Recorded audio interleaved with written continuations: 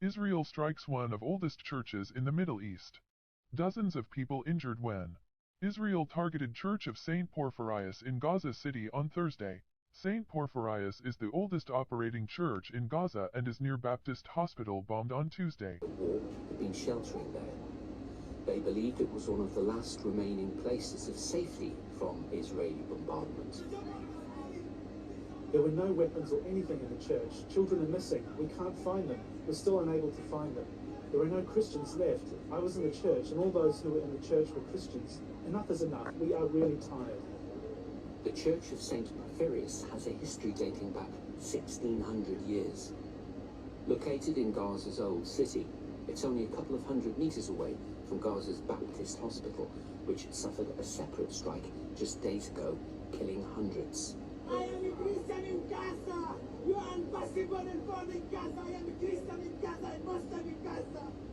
In a statement, the Orthodox Patriarchate of Jerusalem condemned the strike, saying targeting churches and their institutions, along with the shelters they provide to protect innocent citizens, constitutes a war crime that can't be ignored. The Israeli military's not commented on the strike. We've seen a history of the Israeli government, targeting mosques, targeting churches, and in the West Bank included. The Nativity Church in Bethlehem was attacked in 2002 during the second uprising. The church itself has sustained damage, with the building next to it destroyed. Many of those sheltering there had fled northern Gaza after a warning by the Israeli military for residents to escape for their own safety. But this latest strike echoed a statement from the UN earlier this week that no place is safe in Gaza. To operate the hospital and all the surgery, the operation rooms, let alone sustaining the equipment and the machines needed for patients. There's a serious shortage of medical supplies, which makes it hard for doctors to provide all the necessary materials and medication needed for the surgeries. I'm aware of one case where doctors went to a corner of a shop in the market and bought vinegars instead of what to use it for wood, just to clean one, because the actual medical materials is not available at the hospital. The hospital rooms are packed. The ongoing bombardment makes it hard for the hospital to adjust itself. We're talking literally in 1 hour, 3 or 4 times ambulance and paramedics are bringing in injured and killed ones to the hospital. So it's it's beyond emergency plan as of we're speaking. Gaza Health Ministry says 471 Palestinians killed in Israeli airstrike on Baptist Hospital on Tuesday.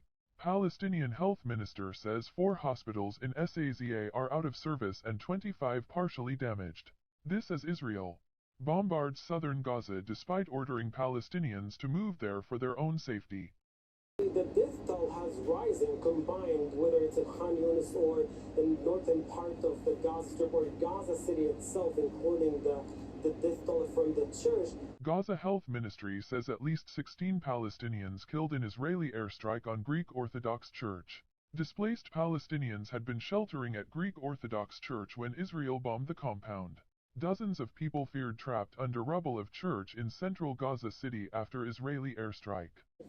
As of this moment, and there's still more people under the rubble, so we are expecting the number to rise as by the end of the day to 100 because of what's going on, because of the mass bombardment.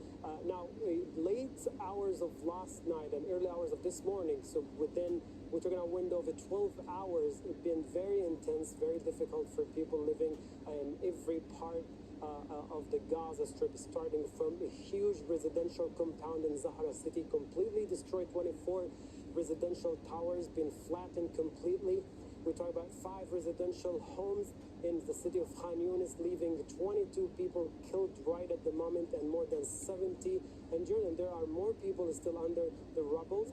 We're talking about a 5-story building in Gaza City, owned by a family who accommodated other family members evacuating from other parts of the Gaza Strip. The reports are talking about like a large number of people being killed.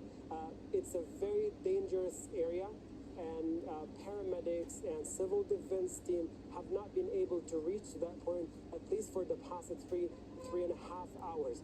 So the scene is really very intense and very terrible as we speak, and there is a sense of a systematic mass eradication of civilians and mass eradication of residential homes, which is, it brings back memories of people who lived through the first Nakba in 1948, that to make someone homeless, to make someone displaced, to create a refugee